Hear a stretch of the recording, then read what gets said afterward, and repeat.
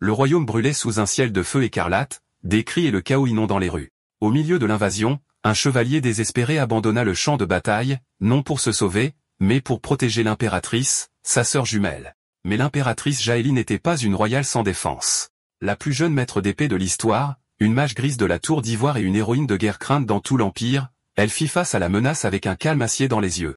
Si l'ennemi venait vraiment pour son coup, il avait choisi la mauvaise proie. Gélay, autrefois saluée comme une héroïne et une mage puissante, était également tristement célèbre comme une tyran, ayant renversé le royaume de 1 à 16 ans par une sanglante rébellion. Son frère jumeau, Valan, l'a exhorté à fuir, mais elle a refusé, révélant qu'il n'avait jamais été vraiment son aide la plus proche. Leur échange intense fut interrompu lorsque les forces de l'empereur firent irruption, menées par un homme qui attendait depuis longtemps sa chute. L'accusant d'une arrogance immuable alors même que l'empire brûlait, il jura de la détrôner. Jaélie, impassible, a menacé de nourrir ses soldats à son dragon, de le paralyser et de le garder comme prisonnier. Valan intervint pour protéger Jaélie pendant un combat à l'épée, révélant une compétence surprenante, mais elle insista pour affronter elle-même l'ennemi. Le duel était féroce, l'attaquant insultant Valan et finissant par le renverser. Quand Valan s'est rétabli, Jaélie avait déjà vaincu l'ennemi jusqu'à ce qu'un dragon arrive, assombrissant le ciel. L'ennemi blessé appela Jaélie, l'héroïne du peuple, admit avoir invoqué des êtres anciens et lança une dernière attaque. Jaélie a défendu à la fois la magie du château et elle-même, mais le coup lui a coûté un bras. Au milieu d'un assaut dévastateur de dragons, elle résista à la retraite jusqu'à ce que Valan l'appelle par son surnom d'enfance pour la première fois depuis des décennies. Il déplora son passé en action, mais affirma son lien avec elle avant d'affronter futilement les flammes du dragon. Alors que le royaume brûlait et que la mort se rapprochait, le souhait final de Valan était de protéger sa sœur si on lui donnait une autre chance. Une voix lui demanda de se réveiller, et il ouvrit les yeux pour se retrouver vivant des décennies dans le passé dans le corps de son jeune de 17 ans, bien avant la chute du royaume. Valan était stupéfait. Rudy, qui était morte lors de la Grande Purge, se tenait maintenant vivante devant lui. Quand il a demandé l'année, elle a dit que c'était 1073, la première année du règne de l'impératrice Jaélie. Vaelin réalisa que c'était juste avant la Grande Purge, lorsque les parents impériaux essaieraient en vain de renverser Jaélie. Elle les traquerait sans pitié. Dans sa vie passée, Valan a survécu en tant que son frère jumeau, mais Rudy a été tué en guise d'avertissement. Valan savait que la Grande Purge n'était que le début. Les rébellions et les purges finiraient par détruire l'Empire. Il ne pouvait pas s'impliquer dans la domination. Jaélie avait tué sa propre parenté pour le trône, et s'il montrait de la faiblesse ou devenait une menace, elle le tuerait aussi. Il devait paraître désintéressé par le pouvoir tout en empêchant secrètement sa tyrannie de ruiner l'Empire. La réponse lui vint. Il avait déjà fait ça. Dans sa vie passée, il a vécu comme un voyou loin de la politique impériale, s'inclinant pour ne jamais revenir, mais maintenant il n'avait pas le choix. La Grande Purge commencerait aujourd'hui, et Valan n'avait pas de temps à perdre. Il jeta des livres au sol, surprenant Rudy, puis attrapa une bouteille de vin et la recracha avec dégoût. C'est alors qu'il réalisa qu'il devait trouver les lettres du traître. Valan trouva rapidement les lettres et les jeta au feu. Son demi-frère fit irruption en demandant des réponses, mais Valan l'appela simplement cher demi-frère et remit en question son arrivée non invitée. Valan se prélassait sur le canapé avec une bouteille de vin alors que son demi-frère l'accusait de trahison et de destruction des lettres. Le traitant de traître pour avoir partagé le sang de l'empereur, ils sortirent leurs armes et le condamnèrent à mort. Knight fit irruption et captura les rebelles. Valan brisa soudainement une bouteille de vin sur la tête de son frère, laissant la pièce dans un silence stupéfait. Valan se moqua des rebelles, les faisant paniquer et fuir. Les chevaliers, réalisant qu'il n'était pas avec lui, lui dirent de retourner au palais et d'éviter la magie ou l'entraînement à l'épée pour sa sécurité. Valan les congédia en exigeant un meilleur vin à la place. Les chevaliers saluèrent et emmenèrent ses demi-frères, et il en donna un coup de pied à un en passant. Il poussa un soupir de soulagement, sachant qu'un moment de retard aurait pu provoquer une catastrophe. Rudy sortit en rampant de sous la table en larmes, demandant s'il était blessé. Il lui assura qu'il allait bien et s'excusa de lui avoir fait peur. Elle sentit son comportement étrange, mais choisit de ne pas le remettre en question. Il remercia sa loyauté et se précipita vers la cave à vin impériale. Vela savait que ses actions étaient imprudentes, peut-être même insensées, mais en ce moment, elles étaient nécessaires. Une dernière tâche restait avant que la Grande Purge ne commence. Valan se déplaçait silencieusement dans le couloir vide, ses pas résonnant faiblement contre le sol de pierre. Le silence était troublant, et il se demanda pourquoi il n'y avait personne en vue. Son malaise grandit alors qu'il s'approchait de la cave de l'impératrice, poussant la lourde porte et entrant. L'endroit était inhabituellement sombre, des ombres s'étendant sur les murs. Sans avertissement, quelque chose lui sauta dessus de l'obscurité. Valan recula instinctivement, évitant de justesse l'attaque. Ses yeux s'ajustèrent et la reconnaissance le frappa. C'était l'un des chiens de chasse mort-vivants que Jaélie avait personnellement créé. Les yeux brillants de la bête se fixèrent sur lui, et il réalisa le danger dans lequel il se trouvait. La pensée lui traversa l'esprit. Pourrait-il utiliser la magie dans ce corps jeune et non entraîné? Il ne l'avait jamais testé auparavant. Il jeta un coup d'œil rapide à ses mains, incertain mais désespéré. Le chien laissa échapper un grognement profond et menaçant et se jeta de nouveau en avant. Dans l'instant suivant, Valan rassembla chaque once de volonté et lança une flamme épanouie vacillante. Un faisceau de feu féroce jaillit, frappant la bête de plein fouet. Le chien hurla de douleur, son corps s'enflammant dans des flammes rugissantes. L'odeur âcre de fourrure brûlée emplit la pièce. Sans attendre de voir s'il se relèverait, Valan se tourna et sprinta vers la porte du fond.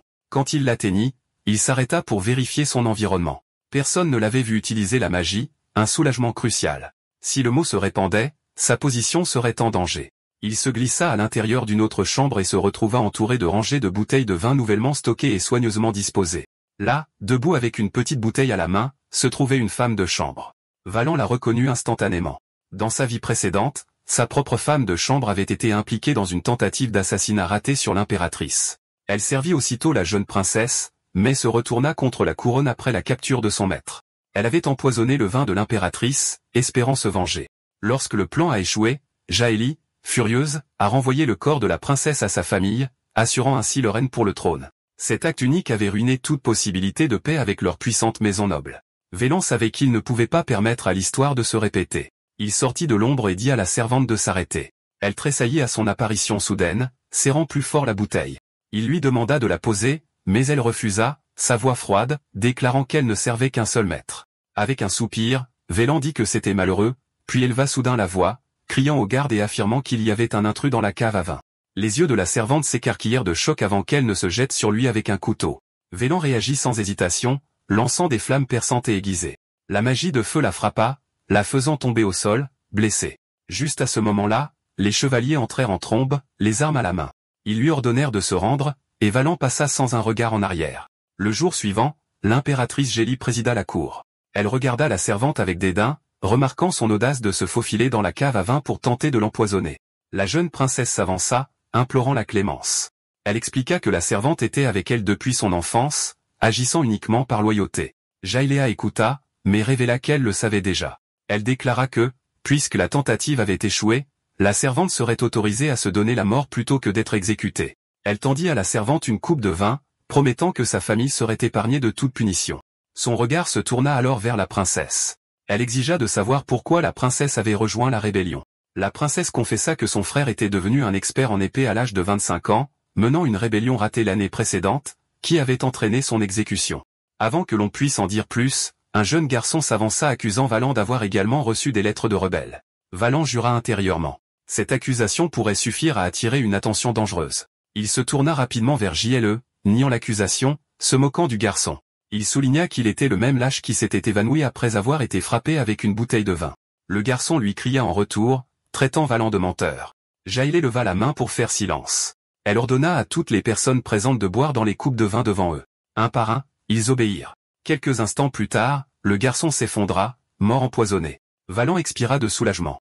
Il semblait que Jaehaly était prête à laisser l'affaire passer. Mais alors ses yeux se fixèrent sur lui, perçants et scrutateurs. Elle demanda pourquoi il avait été dans sa cave à vin en premier lieu, et comment il avait su qu'une tentative d'assassinat aurait lieu. Valan se figea sur place, ses pensées s'emballant. Il avait été pris. Puis soudain, Valan dit qu'il avait essayé de voler une bouteille de vin pour lui-même. La déclaration envoya une onde de choc à travers la cour. Chaque tête se tourna vers lui, et des chuchotements éclatèrent. Certains murmurèrent qu'il devait être devenu fou, qu'il avait choisi de creuser sa propre tombe devant l'impératrice. L'impératrice Jaehaly plissa ses yeux perçants sur lui. « Tu oses voler mon vin ?» demanda-t-elle, son ton froid et mettant à l'épreuve. Valan s'inclina légèrement, affichant une expression de contrition. Il s'excusa, expliquant qu'après avoir été forcé de ne boire que son vin de cuisine pendant si longtemps, il ne pouvait plus résister à l'arôme de ses meilleures bouteilles. Il ajouta qu'à cause de sa tentative de vol, le véritable empoisonneur avait été pris, et peut-être que cela seul valait son pardon cette fois. Pendant un moment, la cour retint son souffle. Puis Jaehaly, un son bas et songeur. Elle dit qu'il était audacieux et qu'il avait clairement perdu toute peur d'elle. Pourtant, elle admit que celui qui lui avait sauvé la vie ne devait pas être puni. Elle annonça son pardon.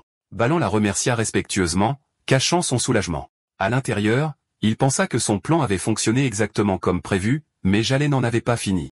Elle fit remarquer qu'elle avait entendu des rapports inquiétants de ses servantes et chevaliers, qu'il avait brûlé ses lettres, jeté tous ses livres et jeté son épée. Elle lui conseilla de ne plus essayer de récupérer ces choses.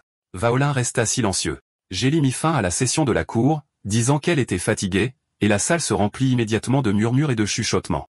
Il devina que la plupart des gens croyaient maintenant qu'il avait complètement perdu la tête. Cela lui convenait bien. En vérité, il n'avait besoin que d'une seule personne pour le voir comme inoffensif, l'impératrice Gélie elle-même. Plus tard dans la journée, au terrain d'entraînement des chevaliers de platine, le soleil tapait sur les hommes en armure qui faisaient des tours de piste. Le commandant aboyait des ordres, leur criant de courir plus vite. Un chevalier halta qu'il n'avait plus de mana, mais le commandant lui dit simplement de continuer jusqu'à ce qu'il s'effondre. Pendant ce temps, Valon était assis confortablement sur la touche, sirotant du vin tandis que Rudy lui en versait. Il observa le style d'entraînement impitoyable de Gélie, poussant les chevaliers à leurs limites, tandis qu'ils se prélassaient sans transpirer. Gélie marchait parmi les chevaliers épuisés, les grondant d'être faibles et exigeant plus d'efforts. Alors que l'entraînement se poursuivait, un chevalier s'approcha de Vélan. Il fit remarquer que Vélan avait l'air d'avoir trop bu. Vélan répondit froidement qu'il n'était pas du tout ivre et qu'il considérait que c'était une belle opportunité d'être provoqué. Le chevalier sourit et le railla, disant qu'il était surpris que Vélan ait survécu même après avoir pillé la cave à vin de l'impératrice. Il le traita d'ivrogne et de scélérat. Valon sourit en retour, remarquant que le chevalier devait être un combattant pathétique s'il ne pouvait pas supporter un tel entraînement sans se plaindre. L'expression du chevalier s'assombrit. Il dit qu'il avait entendu dire que Valon maltraitait les servantes et harcelait les femmes dans le palais. Il avertit Valon de se retenir et de quitter les lieux tranquillement. Plutôt que d'être offensé, Valon décida de tourner les rumeurs sales à son avantage. Il demanda nonchalamment au chevalier s'il avait une sœur plus jeune ou plus âgée. Le chevalier se raidit de surprise et demanda pourquoi. Valon répondit par une provocation délibérée, disant qu'il préférait les femmes comme le chevalier lui-même. Le visage du chevalier rougit de honte. Il cria qu'il allait apprendre à Valon ce que signifiait la honte, et leva son arme pour frapper. Avant que la confrontation ne puisse dégénérer, un autre chevalier entra dans la zone, sa voix leur ordonnant de s'arrêter. Valon se tourna pour saluer impoliment Cerbonneau, mais en vérité, il reconnut cet homme comme Dame Tancha. Dans la vie antérieure de Valon, Tancha avait été faussement accusé et exilé, devenant plus tard le bras droit de confiance du prince rebelle. Dame Tancia regarda les deux hommes et demanda ce qui se passait. Valon répondit rapidement, affirmant que l'autre chevalier l'avait insulté en le traitant d'ivrogne et de vaurien. Le chevalier protesta avec colère, disant que Valon avait d'abord insulté sa famille, en particulier sa sœur. Ses mains tremblent de rage. Les pensées de Valon s'assombrirent. C'était mauvais. Il n'avait pas réalisé que l'homme avait réellement une sœur. Le chevalier exigea qu'il règle cela immédiatement par un combat direct, mais Dame Tancia intervint, suggérant qu'il résolve le problème par un duel officiel plutôt qu'une bagarre. Valon accepta volontiers. Tancia, agissant en tant que chevalier supérieur, dit que le duel aurait lieu vendredi et promit personnellement d'obtenir la permission pour Valon de s'entraîner à l'épée d'ici là. Valon accepta, pensant que c'était l'arrangement parfait pour ses plans. Quand vendredi arriva, les terrains d'entraînement étaient en pleine effervescence. Chaque chevalier semblait s'être rassemblé, et l'air résonnait de cris et d'anticipation. Valon ressentit une pointe de nervosité. Normalement, autant de personnes n'assisteraient jamais à un duel entre chevaliers de ce rang, mais la taille de la foule signifiait que l'événement avait attiré une attention inhabituelle. Puis il sentit une présence derrière lui. Il se tourna et se figea. L'impératrice elle-même, gelée, se tenait là, prête à regarder. L'annonceur déclara que le duel était un match d'entraînement formel sous l'observation de l'impératrice, exigeant que les deux combattants fassent preuve de courage et d'une compétence inégalée. Les deux adversaires prirent leur position, l'estomac de Valon se tordit. De tous les jours possibles, il fallait que ce soit le jour de l'observation officielle. Il comprit que devant les yeux perçants de l'impératrice Gélie, il ne pourrait pas dissimuler les compétences qu'il avait conservées de sa vie antérieure. Alors que son esprit était encore en pleine course, le chevalier chargea sur lui avec un cri de colère. Valon jeta rapidement de côté son étiquette d'entraînement et réagit en un instant, visant son épée vers la jambe du chevalier. Le chevalier esquiva, et l'annonceur cria immédiatement que frapper en dessous de la taille était interdit. Un chœur de huées s'éleva des chevaliers spectateurs, condamnant l'action de Valon comme déshonorable. Il feignit d'ignorer la règle et offrit des excuses. Le chevalier ricana, disant que c'était la règle la plus élémentaire qui soit.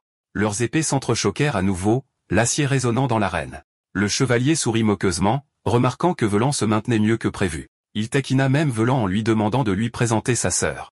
Vailin répondit par une remarque qui ne fit qu'attiser davantage la fureur du chevalier. Le chevalier cria que Vailin avait franchi la ligne pour la dernière fois. Sans hésitation, le chevalier déchaîna la technique de niveau 1 de l'escrime de l'Empire, l'unité d'Albat. Valon la reconnut instantanément. La technique provoquait l'expansion simultanée de chaque muscle du corps, alimenté par le mana, et libérait une force explosive. La puissance brute derrière le coup envoya Valon tituber en arrière, presque en déséquilibre. Il réalisa que la technique était une combinaison redoutable d'infusion de mana et d'amélioration physique. Le chevalier revint vers lui, rapide et implacable. Valon savait que ne pas bloquer cette prochaine attaque signifierait la mort. À ce moment-là, il canalisa du mana pour renforcer son propre corps et fit face à l'assaut de front. La résistance soudaine choqua le chevalier, et du coin de l'œil, Velan remarqua l'impératrice observer avec intérêt. Le duel continua, Velan calme et serein, le chevalier bouillonnant de rage. Avec un jeu de jambes précis et des contres calculés, Valan finit par forcer le chevalier si loin en arrière qu'il faillit tomber de l'arène. Respirant difficilement, le chevalier accusa Valan de subir secrètement un entraînement au mana. Plusieurs autres chevaliers murmurèrent des doutes, affirmant que Valan n'avait jamais été formé à de tels arts. Valan nia catégoriquement l'accusation, leur disant de ne pas couvrir leur propre manque de compétences en le blâmant. Pourtant, les yeux du chevalier en chef s'attardèrent, convaincu qu'il avait vu du mana en jeu. Frustré au-delà de toute raison, le chevalier chargea à nouveau. Valan conclut que la question ne pouvait plus être traitée subtilement. Il lança son épée vers l'adversaire qui avançait. Le chevalier la dévia, mais Velan réduisit la distance en un battement de cœur et lui asséna un coup de pied vicieux entre les jambes. Le chevalier hurla, s'effondrant au sol dans l'agonie alors que toute l'arène se figeait dans un silence stupéfait. Velan jeta sa tête en arrière et rit sauvagement. Quelqu'un à côté de l'impératrice qualifia l'acte de honteux, mais Balan, imperturbable, se déclara vainqueur alors que le chevalier se tordait sur le sol. Le chevalier en chef commença à reconsidérer ses soupçons, décidant peut-être qu'il s'était trompé au sujet de l'utilisation du mana. L'arbitre rappela à Balan la règle interdisant de frapper en dessous de la taille. Balan sourit et fit valoir qu'il n'avait pas utilisé son épée pour l'attaque, donc cela ne violait pas le règlement. Il souligna également qu'il était sûrement plus honteux pour un royal sans entraînement formel à l'épée d'utiliser la technique ultime de chevalier de l'Empire. La voix de l'impératrice coupa la commotion, ordonnant d'arrêter la procédure. Elle appela Vélan à s'avancer. Il monta les marches, s'inclina et lui offrit une salutation formelle. Elle exprima son souhait qu'il s'entraîne avec soin. Valan afficha une expression de gratitude, feignant d'être ému par ses paroles, bien que ses véritables pensées lui restent cachées. Elle lui rappela que les royaux n'apprenaient pas, par tradition, l'escrime, et que cette restriction s'appliquait également à lui. Valan espérait que sa performance délibérée, faisant apparaître ses mouvements comme instinctifs, avait fonctionné pour dissimuler la profondeur de sa compétence. Mais alors l'impératrice le surprit. Elle dit qu'il possédait clairement du talent, et que le talent ne devrait jamais être gaspillé. Le regardant directement, elle demanda s'il souhaitait apprendre formellement l'escrime. Valan resta stupéfait, incapable de masquer son choc face à l'offre inattendue. L'impératrice avait demandé à Valan s'il aimerait apprendre l'escrime. Valan fit semblant d'être choqué, agissant comme s'il ne pouvait pas croire qu'une telle offre pouvait être faite si facilement. À l'intérieur, il se demandait si sa performance avait vraiment fonctionné, mais il réalisa alors qu'il s'agissait très probablement d'un test. En regardant l'impératrice, il remarqua un léger sourire, ce qui confirma ses soupçons. Feignant le désintérêt, il lui dit qu'il n'avait aucune passion pour le sport et qu'il détestait transpirer. L'impératrice interrogea son raisonnement, suggérant qu'il pourrait facilement trouver du plaisir dans la discipline. Valan secoua la tête et refusa à nouveau, disant que tout ce qu'il voulait était se détendre et profiter d'une vie confortable. Son ton changea alors. Elle lui dit qu'elle ne pouvait pas supporter l'idée que ses proches subissent l'humiliation. Sans lui donner la possibilité de discuter, elle ordonna à quelqu'un d'emmener Valan au terrain d'entraînement. Il commencerait l'entraînement avec les chevaliers de platine. Valan agit comme si c'était un ordre choquant et désagréable, mais à l'intérieur, il était soulagé. Maintenant, il pouvait enfin apprendre l'art de l'épée sans avoir à cacher ses intentions ni à s'inquiéter des soupçons. Le lendemain matin, lorsqu'il arriva au terrain d'entraînement, Valan prit un moment pour admirer les environs. La lumière chaude du soleil, la verdure fraîche, le chant des oiseaux au loin et la vue du matériel d'entraînement soigneusement rangé. Tout cela ressemblait à un début de journée parfait. Son humeur, cependant, monta en flèche lorsqu'on lui remit l'armure d'entraînement. Au moment où il l'a enfilée, il s'est rendu compte qu'elle pesait 55 kg. Il cria immédiatement son incrédulité, demandant pourquoi il avait été envoyé ici. Le capitaine de nuit, impassible, lui ordonna de courir plus vite, se moquant de lui en disant que même un enfant de 5 ans pourrait l'attraper à son rythme actuel. Valan pensait que c'était encore une rare opportunité. Après tout, c'est là qu'il pouvait apprendre l'art de l'épée de l'Empire développé par Irez et Jay, un art craint sur tout le continent. Mais il avait oublié qu'un tel entraînement commençait par le conditionnement physique le plus éreintant. En peu de temps, il titubait sur le point de vomir à cause de l'épuisement. Le soir, il s'effondra sur le sol, étendu comme un cadavre. Il pensa que cela pourrait très bien le tuer. Le capitaine de nuit s'approcha et le regarda. Il demanda si Valan était déjà épuisé. Valan répondit que l'activité physique n'avait jamais été son point fort. Le capitaine lui dit qu'il devait encore s'étirer, sinon il serait incapable de bouger le lendemain. Valan grogna intérieurement à propos de sa terrible chance. Le capitaine de nuit commença à s'étirer à côté de lui, lui montrant les mouvements appropriés. Alors que Valan effectuait les mouvements, des souvenirs de sa vie passée lui revenaient en mémoire. Il se souvenait de Tansia, de la façon dont elle avait été faussement accusée d'un crime et exilée, pour ensuite rencontrer le prince rebelle et devenir son bras droit de confiance. Dans le futur, Elle était devenue le 10e maître d'épée de l'Empire. Cette fois, Voland était déterminé à la mener à ses côtés avant que ce tournant ne se produise. Il savait que son incident était proche, ce qui signifiait qu'il était temps de mettre son plan en marche. Se levant, il s'approcha de Dame Tantia et lui dit qu'il avait une bouteille de larmes du désert, un vin rare et précieux offert par l'impératrice elle-même. Il l'invita à se joindre à lui pour boire un verre. Tantia fut décontenancée. Elle dit que les larmes de l'Ouest étaient le meilleur vin, quelque chose que l'argent ne pouvait pas acheter. Valan confirma cela d'un signe de tête et décrivit son goût sucré et parfumé. En tant qu'amateur de vin blanc, l'intérêt de Tantia fut instantanément piqué. Elle lui dit qu'elle allait se laver de sa sueur et qu'elle arriverait tout de suite. Valan sut alors que son plan avait fonctionné. Au Palais Rouge plus tard dans la soirée, Tantia n'arrivait pas à cesser de penser au vin. Elle arriva à la résidence de Valin et s'excusa d'être en retard. Il lui dit que ce n'était pas grave et l'invita à entrer. Elle apporta des collations qu'elle pensait bien s'accorder avec le vin. Elle remarqua que la pièce était doucement éclairée par des bougies. Valin expliqua que les lumières vives lui faisaient mal aux yeux, alors il préférait la lueur chaude des chandelles. Il lui versa un verre, et Tantia prit une gorgée. La saveur et l'arôme étaient exquis, enveloppant sa langue d'une manière qu'elle n'avait jamais connue. Valin le compara poétiquement à des étoiles brillantes et des flammes flamboyantes. Il lui dit ensuite de tenir le verre un instant et sortit de la pièce. Tantia, toujours enchantée par le goût, but joyeusement plus de vin.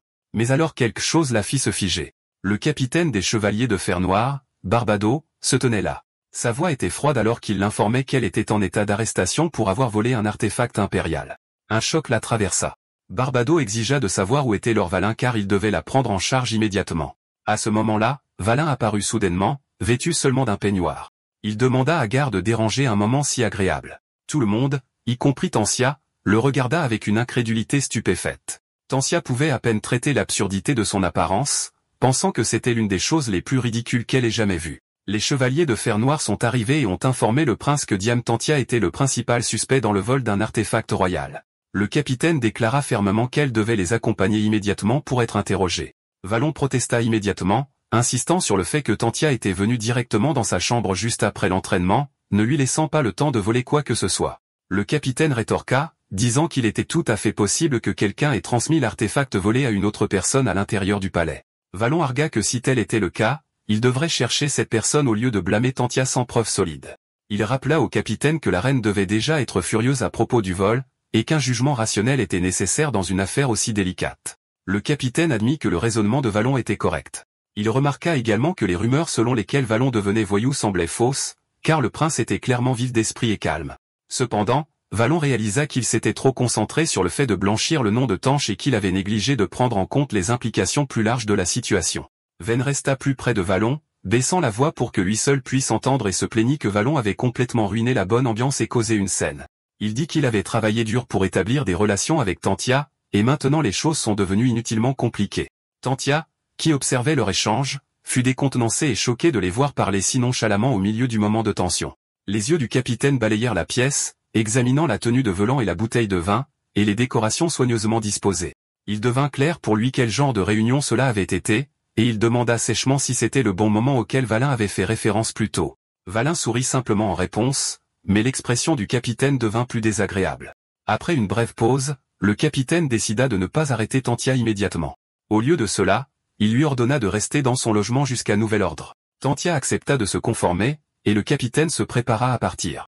Valin lui a dit de se dépêcher, et Ven a poussé un petit soupir de soulagement face à la résolution temporaire de la situation. Une fois le capitaine parti, Tantia s'est tournée vers Valin et a dit qu'elle n'avait aucune idée de quelque chose, puis a fait une remarque vague impliquant un partenaire. Elle semblait tirer cette conclusion à cause de l'apparence de Valin. Lorsque Valin lui a demandé ce qu'elle voulait dire, elle a fait une révérence polie et a dit qu'elle allait prendre congé. Elle lui a souhaité un agréable moment avant de sortir rapidement. Valin a été momentanément stupéfait et lui a crié d'arrêter, mais après une seconde de réflexion, il a décidé que cela ne valait plus la peine de poursuivre et l'a laissé partir. Le lendemain, Valin traversait l'un des couloirs du palais quand il a aperçu Rudy. Il l'a appelée, et elle s'est retournée avec un sourire, tenant un petit bouquet de fleurs dans ses mains. Elle a expliqué qu'elle les avait cueillies près du palais. Valin a demandé pourquoi elle était là, et Rudy lui a dit qu'un ami qui travaillait au palais lui avait demandé de livrer un paquet à l'extérieur de la ville plus tôt ce matin-là. Rudy a remarqué que Valin semblait d'humeur nettement meilleure qu'avant. Elle a fait remarquer qu'il devait se sentir soulagé à propos de quelque chose. Valin a répondu qu'il avait réussi à sauver quelqu'un d'une exécution injuste, bien que le véritable coupable n'ait pas encore été appréhendé. Alors qu'il continuait à parler, Rudy a mentionné qu'elle avait entendu parler de l'artefact disparu, l'énorme plume d'Algrim. En entendant cela, Valan a pensé à l'histoire de la plume. C'était un objet légendaire ayant appartenu à Algrim, un voyageur qui avait parcouru le monde. On disait que la plume magique était capable de dessiner des cartes précises entièrement par elle-même. Valan a commencé à raisonner à voix haute. Le voleur était probablement l'un des serviteurs du palais car il aurait le plus de facilité à faire sortir l'artefact sans attirer l'attention. Il a supposé qu'il était peu probable qu'un serviteur quitte seul le palais avec un tel objet. Au lieu de cela, il le remettrait probablement à un ami de confiance qui se déplaçait librement, comme une femme de chambre royale, en le déguisant en livraison urgente ou en colis inoffensif. Puis une pensée soudaine l'a frappé. Il s'est rappelé que Rudy lui avait dit qu'elle avait livré un paquet à l'extérieur de la ville ce matin même. Son esprit a rapidement fait le rapprochement. Rudy s'est figé sur place, ses yeux s'écarquillant de choc en réalisant ce que Valan pouvait penser. Rudy est resté immobile, tremblant de peur à cause de ce qu'elle avait fait. Sa voix tremblait lorsqu'elle a dit à Valan qu'il devait signaler l'affaire immédiatement. Elle a insisté pour qu'il soit celui qui s'en occupe lui-même. Valan lui a demandé ce qu'elle voulait dire, mais Rudy l'a rapidement mise en garde contre le danger. Elle a dit que si cela venait à se savoir, il pourrait être accusé de contrebande d'artefacts. Elle lui a rappelé que sa réputation à la cour n'était déjà pas bonne, et qu'une telle accusation ne ferait qu'aggraver la situation. Valan s'est approché, lui tenant doucement les mains et lui disant de se calmer. Il lui a assuré qu'il s'occuperait lui-même de l'affaire, et qu'elle ne devrait pas s'en inquiéter. Il lui a ensuite demandé le nom de l'ami qu'elle avait aidé plus tôt. Rudy a hésité, mais a finalement révélé qu'il s'agissait de Banton, un serviteur stationné au Palais Ouest. Valan a dit qu'il comprenait et lui a dit qu'il n'y avait qu'une seule chose qu'elle devait faire pour lui. Rudy a demandé ce qu'il voulait dire, mais Valan n'a pas répondu immédiatement. Au Palais Ouest, Valan s'est dirigé vers les quartiers des serviteurs. Alors qu'il approchait, il a entendu deux serviteurs parler à voix basse et urgente. L'un a admis qu'il n'avait aucune idée de ce qu'il fallait faire maintenant. L'autre a marmonné avec colère à propos d'un imbécile imprudent qui s'était mêlé de l'artefact, disant qu'ils auraient dû prendre des objets plus petits et moins visibles à la place. En entendant cela, Valan s'est permis un petit sourire, pensant que le voleur parlait beaucoup trop. Il s'est avancé et a ouvert la porte, surprenant les trois serviteurs à l'intérieur. Ils se sont tous figés sous le choc avant de prononcer son titre avec surprise. Les yeux de Valan ont parcouru le groupe, et il a demandé lequel était Banton. Un jeune homme a lentement levé la main et s'est identifié. Valan a répété qu'il voulait parler à Banton seul. Les autres serviteurs sont immédiatement partis, visiblement désireux d'éviter d'être impliqués. Une fois qu'ils furent seuls, le ton de Valan devint plus vif. Il a demandé à Bandon qui l'avait poussé à faire ça, mais Bandon a fait semblant d'ignorer, prétendant qu'il ne comprenait pas ce que Valan voulait dire. Sans hésitation, Valan a invoqué des flammes vives et brûlantes qui ont forcé Banton à se mettre à genoux de douleur. En désespoir de cause, Banton a essayé de se débattre, mais Valan s'est déplacé rapidement, lui donnant un violent coup de pied au visage et lui ordonnant d'arrêter. Il a accusé Banton de détournement de fonds publics et d'altération d'artefacts royaux, exigeant de savoir s'il croyait vraiment pouvoir s'en tirer. Les lèvres de Banton se sont retroussées en un rire. Valan a plissé les yeux et a demandé ce qui était si amusant. Banton a répondu qu'il y avait des rumeurs qui dépeignaient Valan comme un homme de sang-froid, quelqu'un qui vendrait même ses demi-frères et sœurs si cela lui convenait. Mais le voilà qui montre de la sentimentalité après tout. Il a poursuivi en disant qu'il n'avait pas l'intention de mourir seul, avertissant que la vie de Rudy était entre ses mains. Valan a demandé si Ban pensait qu'il resterait simplement les bras croisés et laisserait cela arriver. Ban a raillé, se moquant de lui en soulignant qu'aucun chevalier ne suivrait plus ses ordres. Avant que Valan ne puisse répondre, la porte s'est ouverte et Tantia est entrée dans la pièce. Elle a annoncé qu'elle avait entendu dire que l'homme qui l'avait piégé était ici. L'expression de Banton a changé instantanément, sa confiance ébranlée. Valan lui a dit que son timing était parfait et lui a ordonné de s'occuper de Banton. Tantia a accepté sans hésitation, faisant un pas en avant. Banton a balbutié en essayant de supplier pour plus de temps, mais elle l'a réduit au silence avec un ordre froid de se taire avant de lui donner un coup de pied brutal au visage. À ce moment, Ruby est entrée dans la pièce. Elle a fait remarquer que la nuit avait été trop rapide dans ses actions. Valan l'a salué calmement. Rudy a baissé la tête et s'est excusée, disant qu'elle avait causé des problèmes en ne réalisant pas que Banton était un tel scélérat. Valan lui a dit fermement que ce n'était pas sa faute. Il y avait toutes sortes de racailles dans le monde, a-t-il dit, et Banton l'avait approchée avec de mauvaises intentions dès le début. Elle ne devrait pas laisser cela peser sur son cœur. Malgré tout, Rudy a admis que ça faisait quand même mal. Elle avait cru que Banton était un ami, et la trahison l'avait profondément blessée. Valan a jeté un coup d'œil par la fenêtre et a vu les chevaliers de fer noir approcher. Il a dit à Rudy de rentrer d'abord, et elle a accepté, partant rapidement. Valan a ensuite dit à Tantia qu'elle pouvait arrêter, mais à ce moment-là, Banton avait déjà été roué de coups. Elle a dit que ce n'était toujours pas suffisant, et qu'elle voulait lui faire vraiment regretter ses actions. Valan l'a arrêté à nouveau, disant qu'il y avait une question plus urgente en jeu. Elle a demandé ce qui pouvait être plus important. Valan expliqua que s'il était capturé par les chevaliers maintenant, tout serait fini. Il devait agir vite et récupérer l'artefact volé avant que cela n'arrive. Il était certain qu'il n'y avait qu'un seul endroit où des affaires louches impliquant des biens volés pouvaient se conclure. Ensemble, Valon et Tantia se frayèrent un chemin à travers la ville jusqu'à ce qu'ils s'arrêtent devant une porte. Valon poussa pour ouvrir. L'air humide et lourd à l'intérieur fit plisser le nez de Tantia, et elle remarqua que ça sentait l'eau stagnante. Elle demanda où ils allaient. Valon ouvrit une autre porte devant eux et lui fit une hypothèse. Puis, avec un léger sourire, il lui souhaita la bienvenue dans les voies navigables souterraines de l'Empire. Regarda autour d'elle avec surprise et dit qu'elle n'avait jamais su qu'un tel endroit existait. Elle demanda où cela menait. Volon expliqua que cela menait au bidonville, un endroit où toutes sortes de marchandises de contrebande suspectes et dangereuses se rassemblaient. Tita dit qu'elle comprenait, mais elle demanda ensuite comment il en savait autant sur les voies navigables souterraines puisqu'elle doutait qu'il soit déjà sorti du palais. Valin fut momentanément surpris par sa question, mais il reprit rapidement ses esprits. Il lui dit qu'elle n'avait pas besoin de le savoir. Il expliqua ensuite que les voies navigables souterraines s'étendaient sous toute la capitale, cachées aux yeux des gens ordinaires. C'est pourquoi elles pouvaient être utilisées pour transporter secrètement des outils magiques illégaux ou des régions sans être détectées. Ta écouta attentivement, intrigué par l'information. Valent ajouta, presque nonchalamment, que les voies navigables étaient également le chemin le plus court pour se faufiler du palais au casino. Les yeux de Taille s'écarquillèrent sous le choc, et elle lui dit immédiatement qu'un tel comportement était irrespectueux. Elle pensait que la route n'était pas particulièrement suspecte, mais c'était quand même imprudent de l'utiliser de cette façon. Valin, cependant, pensait que cela ne paraissait pas suspect du tout. Ils continuèrent à marcher à travers les passages humides et sinueux des voies navigables. Tia commença à perdre la notion du temps et se demanda à voix haute combien de temps ils marchaient. Les tunnels sinueux ressemblaient à un labyrinthe, et elle ne pouvait plus sentir leur direction. Valin dit finalement qu'ils étaient arrivés. Devant eux se tenait une échelle menant vers le haut. Tia demanda ce qu'était cet endroit, mais Valin lui dit qu'il monterait en premier et lui demanda d'attendre jusqu'à ce qu'il l'appelle. Elle accepta sans hésitation. Volin grimpa à l'échelle, se déplaçant silencieusement. Lorsqu'il atteignit le sommet, il s'arrêta, écoutant les sons au-dessus. D'après les bruits, il devina qu'il y avait 3 personnes. Il décida que ce serait une rencontre facile. Quand il sortit de l'ouverture, 3 personnes étaient effectivement là. Ils se tournèrent vers lui et exigèrent de savoir qui il était. Valin dégaina calmement son épée et demanda s'il voulait vraiment savoir. En réponse, les 3 hommes brandirent leurs couteaux. 2 d'entre eux se jetèrent en avant, mais les mouvements de Valin étaient rapides et précis. En moins d'une seconde, les 2 attaquants tombèrent, tués instantanément. Il pointa ensuite son épée sur l'homme restant, qui le fixa avec terreur. Volin fit remarquer que l'homme semblait toujours curieux de connaître son identité.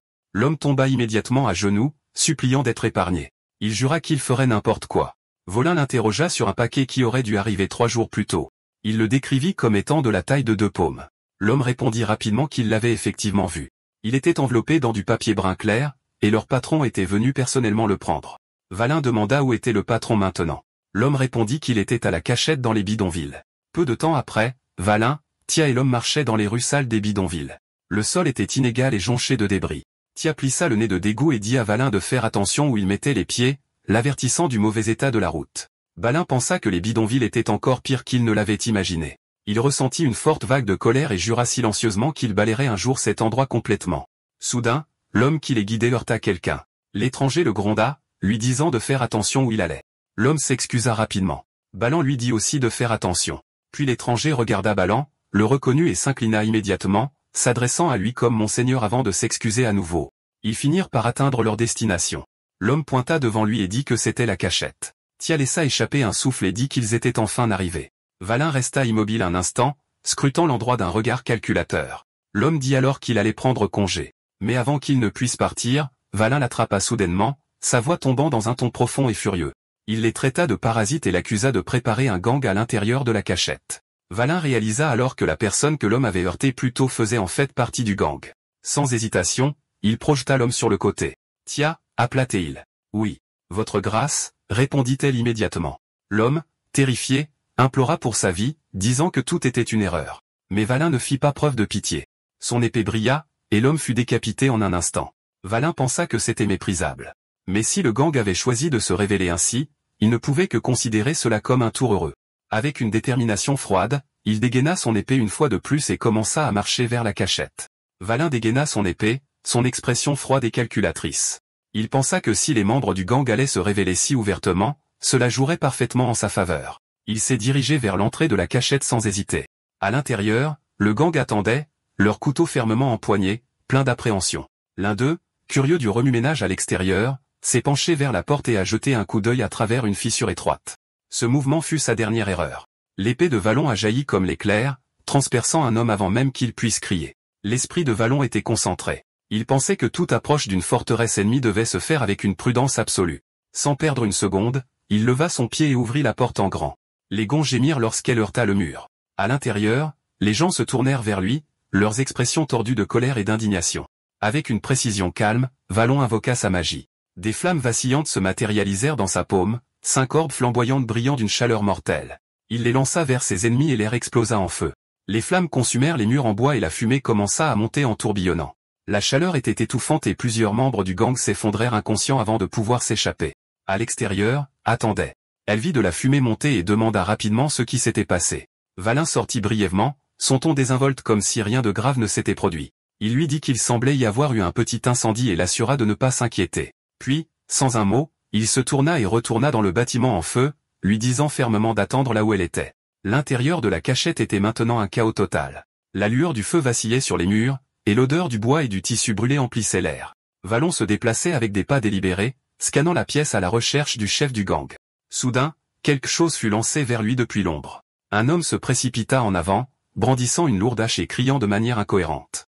Vallon reconnut instantanément les signes révélateurs, les yeux sauvages, les mouvements erratiques. Ils étaient sous l'emprise d'une sorte de drogue.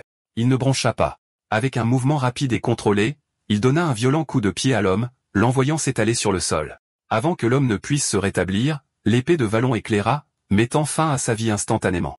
Puis Vallon remarqua une autre silhouette se tenant devant une armoire. La posture de l'homme était tendue, sa position trop délibérée. Il la gardait. Vallon plissa les yeux. L'homme parla en premier, demandant à quel jeu Vallon appartenait.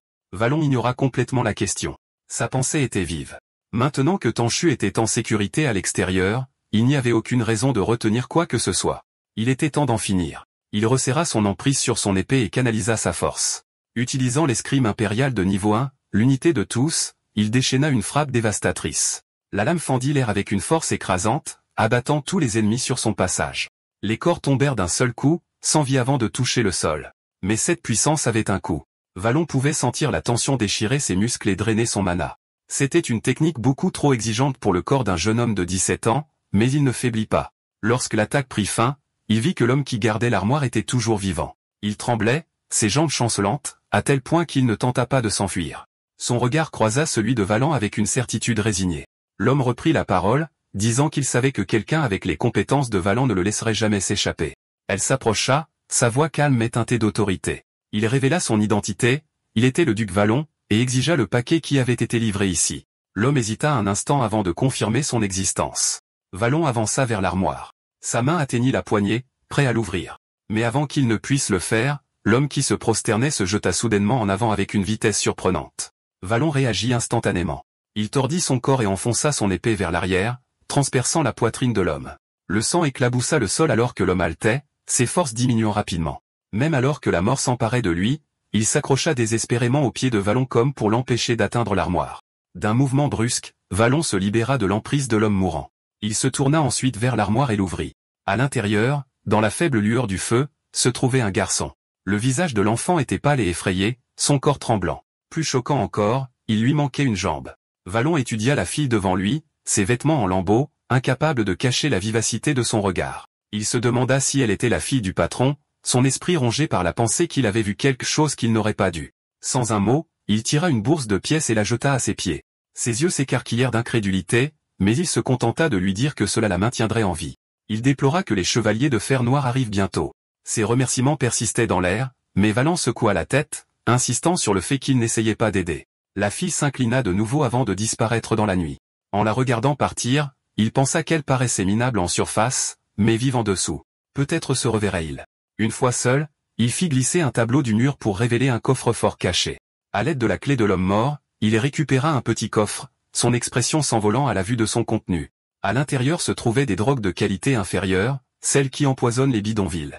Il chercha plus loin et trouva une simple boîte en bois, des flammes s'allumant dans sa paume, prêt à détruire toute preuve liée à Rudy. Une voix aiguë l'interrompit lorsque Dame Tancia entra en armure cliquetante, scannant la pièce. Elle avait vu la fille partir et était venue prendre de ses nouvelles. Vallon baissa la main et éteignit le feu. Il la salua, remarquant son soulagement, et elle demanda s'il l'avait trouvée. Son fin sourire affichait une fierté tranquille. Elle hésita, révélant qu'elle doutait de lui, et son sourcil tressaillit avant qu'il ne lui dise de prendre la boîte et de la déclarer comme sa propre réussite. Elle fut choquée, protestant que c'était son travail. Du genre, il suggéra qu'il devrait peut-être prendre lui-même la récompense car ses fonds de divertissement diminuaient. Son expression se durcit avant qu'elle ne sourie et s'empare de la boîte, le remerciant. Il pensait qu'un jour, aux côtés de Gélie, cette femme atteindrait le rang de maître d'épée, un pilier de l'Empire. Le tapis cramoisi s'étendait à l'infini alors que Valin traversait les couloirs du château. Il ouvrit des portes dorées, se demandant pourquoi Jaélise l'avait convoqué. À l'intérieur, la chambre était remplie de fleurs éclatantes comme une serre. La jeune impératrice l'accueillit chaleureusement, disant qu'elle avait attendu. Valon s'inclina, cachant un malaise, et elle mentionna le rapport de Dame Tench, notant que ses conseils avaient aidé. Il réalisa que le chevalier vertueux lui avait attribué le mérite. Il força un sourire, affirmant que Tanchia avait maîtrisé l'humilité. Le regard de Gaélide s'aiguisa alors qu'elle était en désaccord. Achille dévala son dos, et il crut que c'était sa condamnation à mort. Tombant à genoux, il implora la miséricorde, mais son sourire serein lui dit le contraire. Elle dit qu'il était trop précieux pour être gaspillé dans le palais du creux de la Lune Rouge et le nomma son conseiller, le convoquant souvent pour des conseils. Son souffle se coupa de suspicion, pensant qu'elle voulait qu'il soit proche pour le surveiller. Ses yeux s'adoucirent en se souvenant de leur passé commun. Elle lui rappela quand elle avait permis à ses demi-frères et sœurs de se suicider et comment il avait attrapé la servante qui avait empoisonné son vin. En passant en revue la liste, elle constata que tous les coupables avaient des liens avec ses ennemis, sauf lui. Il était le seul parent de sang qui n'avait pas essayé de la tuer. Le cœur de Valon se serra au souvenir. Elle admit que cela lui plaisait plus qu'elle ne pouvait l'exprimer. À 17 ans, elle s'accrochait fermement à un seul allié. Se ressaisissant, Valon se leva et s'inclina bas, promettant sa gratitude pour sa grâce et promettant de servir comme son conseiller de toutes ses forces. Le sourire de Gélie restait doux mais portait de l'acier alors qu'elle avertissait que s'il manquait à son devoir, ce serait elle qui prendrait sa tête. Valin força un sourire calme et accepta ses paroles. Le chevalier drapait sur le palais, et ses chambres brillaient doucement sous le scintillement de la lumière des lampes. Sa servante l'aida en silence. Ses mouvements étaient maladroits et son visage pâle. Elle s'excusa et se tourna pour voir Rudy, qui baissa la tête de honte, se traitant de servante sans valeur et déplorant qu'il se soit donné tant de mal pour elle. Valin gloussa, ajustant sa manche, lui disant de ne pas s'inquiéter puisque tout avait fonctionné, et sa nomination en tant que conseiller était grâce à elle. Les larmes montèrent à ses yeux, bien qu'elle portasse un soulagement, et elle s'inclina profondément de gratitude, sa voix étranglée par l'émotion. Elle hésita avant de demander où il allait à une heure pareille. Son sourire devint léger, ses yeux brillant de quelque chose de plus aiguisé qu'une simple malice. Il lui dit qu'il allait attraper un mage.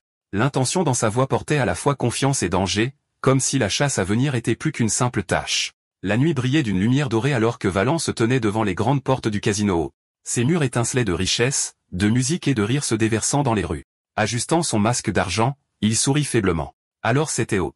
Il entra dans le grand hall où la fumée emplissait l'air et la cupidité pesait lourd. Les cartes étaient battues, les dés roulaient, et les fortunes montaient et descendaient au milieu des acclamations et des gémissements. Des lustres dorés illuminaient les sols polis alors que Valen observait tout. Bientôt, une femme à l'œil vif s'approcha de lui avec une intention tranquille. Elle s'approcha avec autorité, avertissant que les armes étaient interdites. Pourtant, avec un léger sourire, elle admit que des exceptions pouvaient être faites pour lui. Valon demanda comment elle l'avait reconnue, et elle répondit simplement, ses cheveux de feu blanc et ses yeux dorés marquaient la lignée de sang de dragon de Saladar, impossible à cacher. Valon répondit à son sourire acéré avec prudence. Quand il demanda qui elle cherchait, elle parla du cauchemar de l'or, celui qui détruisait les casinos. Calme et stable, Valon lui dit de l'emmener vers cette figure. Bien que surprise par son audace, elle accepta et le conduisit dans les couloirs sombres. Le couloir devint plus froid et plus silencieux alors qu'elle le conduisait dans les chambres VIP. Le bruit de la salle principale s'estompa, remplacé par une nouvelle scène. Une fille aux cheveux bleus était assise à la table de jeu, se déplaçant avec une grâce sans effort. Avec un sourire narquois, elle révéla une main gagnante et tira les pièces, son rire portant un défi acéré. Le regard de Valin s'adoucit quand il vit Selraci. Elle leva les yeux, surprise, mais le reconnut rapidement. Sa voix portait à la fois du ressentiment et de la lassitude alors qu'elle demandait pourquoi il était ici, lui rappelant comment il lui avait déjà interdit la magie, les études et l'escrime, et semblait maintenant prêt à prendre aussi les jeux de hasard. Valon répondit doucement qu'il n'était pas venu pour prendre quoi que ce soit. Il était seulement venu parce qu'elle lui manquait. Son silence portait de l'amertume avant qu'elle ne demande s'il était juste de refuser l'éducation, juste parce qu'ils étaient de la royauté. Son sourire disparut alors qu'il disait que certaines limites ne devaient jamais être franchies, et que les drogues étaient déjà allées trop loin. Au mot drogue, sa main se figea, et elle demanda une explication. Il révéla que des poisons se répandaient du quartier des divertissements au bidonville et demanda si elle ne savait vraiment rien. Ses yeux se plissèrent de suspicion alors qu'elle demandait s'il croyait les rumeurs d'un mage déchu perdu au jeu et aux drogues. Valin se pencha en avant avec une proposition, loyauté envers sa majesté. Le rire aigu de Célerzi emplit la pièce alors qu'elle se levait brusquement, se moquant que c'était tout ce qu'il avait à offrir.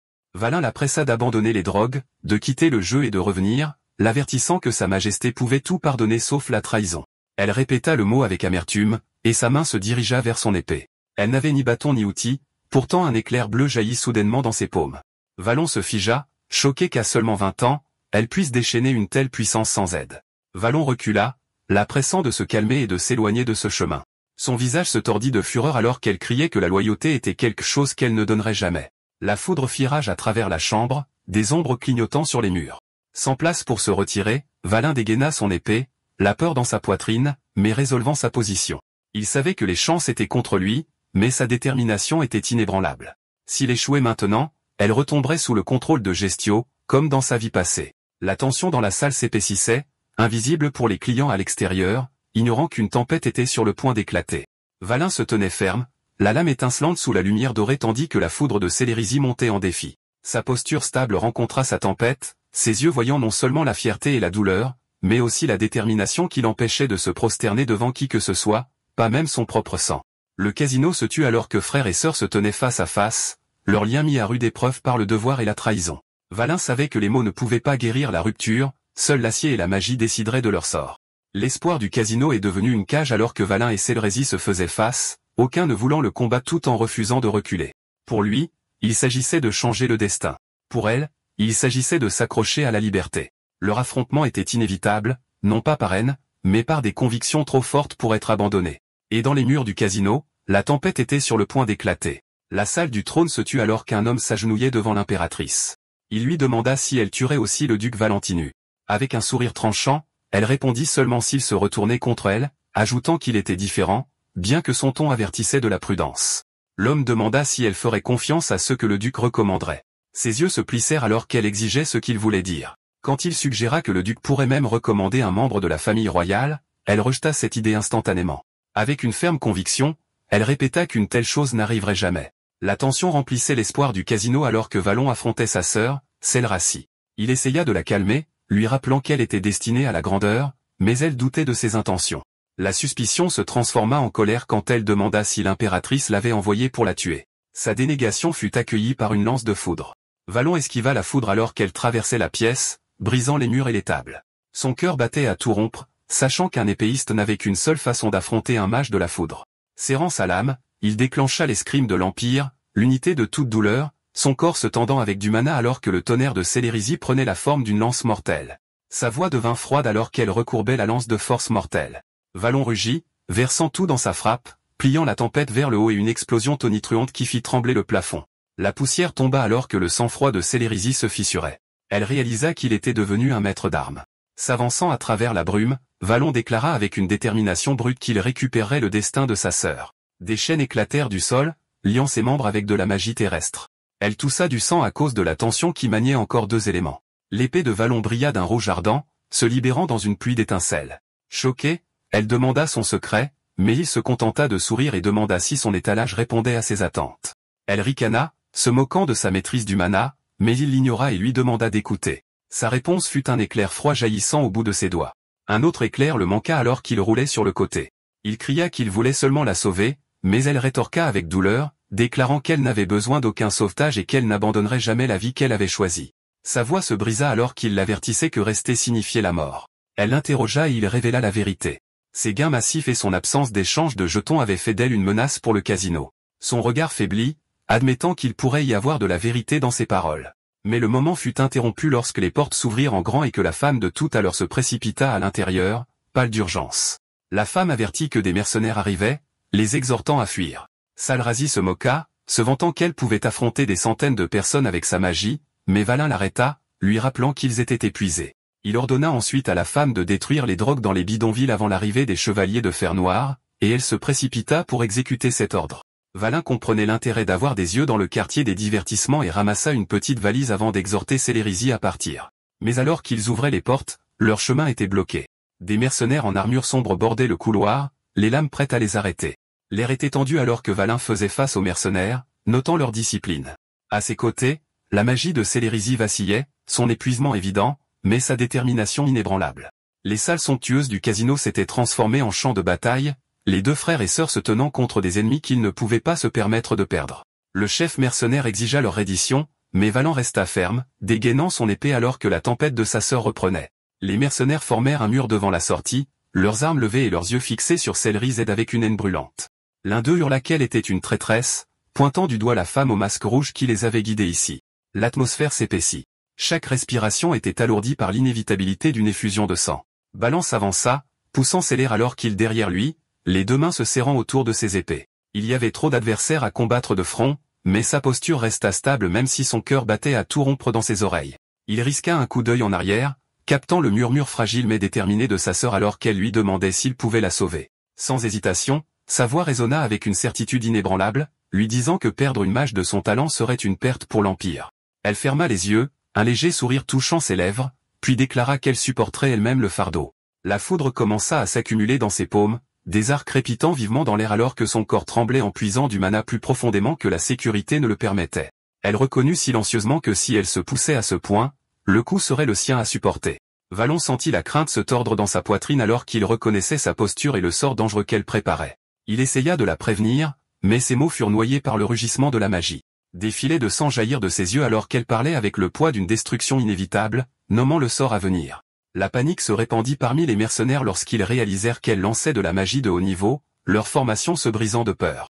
Certains se tournèrent pour fuir tandis que d'autres se figèrent, mais la puissance qu'elle avait invoquée ne pouvait plus être contenue. Valan leva ses épées par désespoir, sachant qu'il était déjà trop tard pour l'arrêter. La lance de tonnerre frappa avec une force dévastatrice, déchirant les mercenaires dans une tempête de lumière aveuglante et de cris d'agonie. Des câbles se brisèrent, les murs se fissurèrent et le casino trembla sous le choc violent.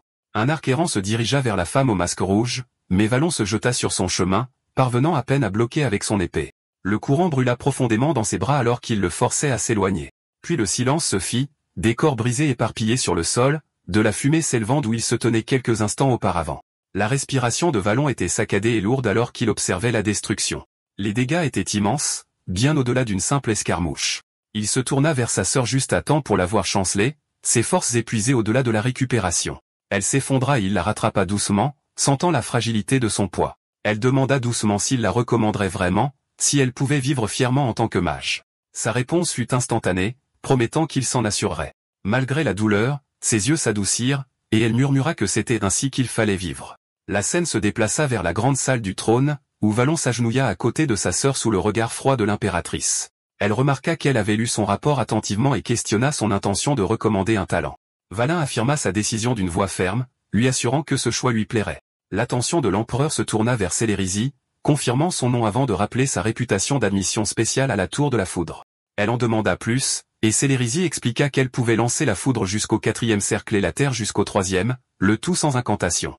La salle resta silencieuse face à cette révélation, l'impératrice elle-même momentanément surprise. Celerized continua en révélant qu'elle portait le sang des Solatrae, comme l'impératrice, possédait une manière unique de manipuler le mana en dehors du système de cercle commun. Le regard de l'impératrice s'aiguisa lorsqu'elle lui conseilla de ne pas présumer de la confiance simplement parce qu'elle partageait le même sang, bien qu'elle reconnut que cette connexion était remarquable. Valan s'avança, l'exhortant à considérer que les nobles partageaient souvent des traces de lignée royale, et qu'en tuer un ne résoudrait pas les problèmes plus importants. Il l'implora d'accorder à Celerized la chance de prouver sa loyauté. L'expression de l'impératrice se durcit, le poids de son autorité pesant comme une tempête.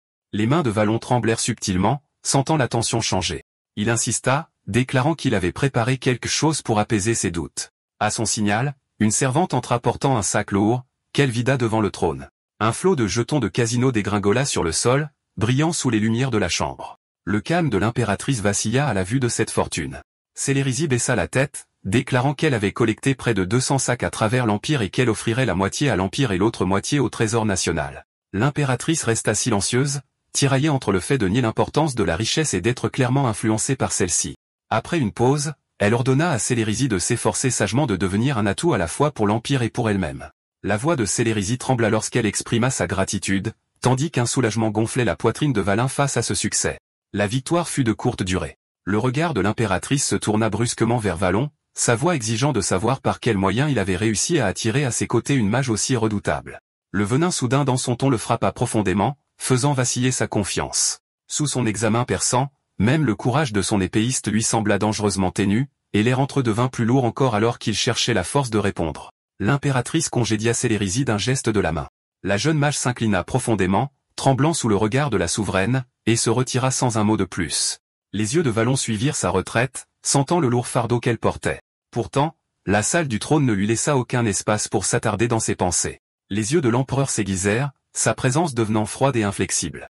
Elle demanda comment une mage d'une telle capacité, une mage qui s'était délibérément cachée, pouvait revenir indemne en ce lieu. Le sang de Valin se glaça instantanément. Il força un sourire qui lui parut fragile, presque sur le point de se briser, tandis que ses pensées l'exhortaient à rester calme. Il expliqua que c'était le fruit du hasard, affirmant qu'il était dans un casino pour jouer lorsqu'il l'avait rencontrée. Elle avait aspiré à retrouver sa magie, et peut-être l'avait-elle suivi parce qu'il avait promis de l'aider à apprendre à nouveau. Les yeux de l'impératrice se plissèrent à cette suggestion, la suspicion étant claire dans son regard lorsqu'elle évalua ses mots. Sa question trancha plus profondément, demandant pourquoi une telle personne lui ferait confiance alors que sa réputation était si abyssale. Le sourire de Balan s'élargit malgré les battements de son cœur, répondant que si son nom était synonyme de disgrâce, elle lui avait déjà épargné la vie. La mage avait placé sa confiance, non pas en lui directement, mais en la miséricorde qu'elle représentait. Le silence pesa lourdement jusqu'à ce que l'impératrice laisse échapper un souffle léger et amusé. Elle admit qu'il savait bien comment faire en sorte que les autres désirent croire ses paroles, et baissa la voix pour la rendre plus tranchante. L'impératrice l'informa alors que dans 4 jours, Marcus Flanessius viendrait lui rendre visite avec sa femme. Vallon sentit son souffle se couper, l'alarme envahissant ses pensées. Son esprit revisita l'histoire de Marcus, un noble dont le pouvoir pouvait rivaliser avec celui des rois. Sa sœur, autrefois concubine impériale, était morte en donnant naissance à son fils Aquina. De retour chez lui, le marquis avait été attaqué par des assassins, perdant à la fois Aquina et sa femme. Rongé par la rage, il avait accusé le trône et déclenché une guerre civile, plongeant l'Empire dans des années de troubles. Maintenant, avec cette réunion imminente, Vallon baissa la tête et dissimula son malaise, jurant de s'assurer que la visite de Marcus se déroulerait calmement et sans incident. L'impératrice sourit, satisfaite de sa réponse, mais son ton se durcit lorsqu'elle annonça la nomination de Dame Tench comme son chevalier d'escorte. Vallon fut pris au dépourvu lorsque les portes de la salle du trône s'ouvrirent et qu'une femme vêtue d'une armure étincelante entra et s'agenouilla. Elle déclara sa nomination comme son chevalier exclusif sur ordre de l'impératrice, simulant son rôle à la fois de garde et d'œil vigilant. Bien que Valin réalisa que sa nomination servait de surveillance, il reconnut l'avantage d'avoir un chevalier à ses côtés. Il sourit et s'inclina avec Tantia devant le trône, déclarant son intention de servir de toutes ses forces. Le regard de l'impératrice resta illisible lorsqu'elle admit qu'il ne manquait jamais de la surprendre, l'avertissant qu'elle l'observerait de près et l'exhortant à ne pas la décevoir. Plus tard, la scène changea, révélant un homme désespéré agenouillé devant Vallon. C'était le duc Aquina, son expression lourde d'urgence alors qu'il implorait de l'aide. Aquina révéla un nouveau-né âgé de quelques jours seulement. L'estomac de Vallon se tordit alors que la prise de conscience s'éveillait. Aquina, la voix tremblante, nomma le garçon son fils, tout en admettant que sa naissance n'avait pas été enregistrée. La fureur de Vallon éclata, déclarant qu'en ces temps, où les lignées nobles étaient étroitement contrôlées, une telle naissance non enregistrée était une trahison punissable par l'exécution des 2 parents et de l'enfant. Sa colère emplit la salle, déclarant que même lui était maintenant en danger à cause de cet acte imprudent avant que Tanche ne le retienne, l'exhortant au calme. Aquina s'abaissa davantage, le front contre le sol, suppliant que si Valin épargnait l'enfant, il l'élèverait en secret pour que personne ne connaisse son existence. La voix de Vallon devint glaciale, exigeant comment il pouvait s'assurer que le garçon ne deviendrait jamais l'étincelle d'une rébellion. Aquina hésita, incapable de répondre, tandis que Vallon insistait sur son argument qu'un enfant de sang noble serait toujours une arme potentielle entre de mauvaises mains, même sans intention. Voyant la rosée pâlir, la main de Valin se dirigea vers son épée, déclarant que la loi exigeait que la semence de la rébellion soit coupée sans pitié. Aquina s'accrocha à lui, implorant désespérément pour la vie du garçon. La voix de Tanche intervint à nouveau, demandant s'il n'y avait vraiment pas d'autre moyen. Vallon s'arrêta, considérant les possibilités et finit par admettre qu'il pourrait y en avoir une. Il suggéra de falsifier les registres de naissance du garçon, une déclaration qui envoya un choc dans la pièce et fit lever les yeux d'Aquina avec un espoir soudain. Vallon expliqua que si le garçon n'était pas enregistré comme le fils d'un duc, mais plutôt comme l'enfant du marquis Flanessius, tout le problème se dissoudrait. La naissance ne serait signalée qu'après qu'Aquina ait hérité du titre de marquis, auquel cas le garçon serait accepté comme l'héritier légitime. Le soulagement et la joie envahirent l'expression d'Aquina alors qu'il embrassait l'enfant, louant Vallon pour son intelligence et promettant de ne jamais oublier cette faveur. Vallon rejeta la gratitude froidement. Tantia expira de soulagement, semblant satisfaite qu'une solution ait été trouvée. Pourtant, l'esprit de Vallon s'assombrit à nouveau alors qu'il considérait les dangereuses implications. S'il connaissait l'existence du garçon, il y avait une chance que le vieux Marcos puisse déjà être au courant également. La pensée le frappa brusquement, ramenant le poids de la peur sur lui comme une lame pressée contre sa gorge, car les secrets du sang noble restaient rarement cachés longtemps. Et dans l'Empire, chaque secret portait le siège de la guerre. Valon était assis à l'écart de Dame Tantia et du duc Aquina, aspiré dans son canapé, ses pensées et ses tourments. La présence de l'enfant avait tout changé. Si Marcus Flanadeux était déjà au courant de l'existence de l'héritier illégitime, la route serait dangereuse. Ce qui ressemblait à des retrouvailles familiales émouvantes pourrait en réalité être l'étincelle d'une guerre civile.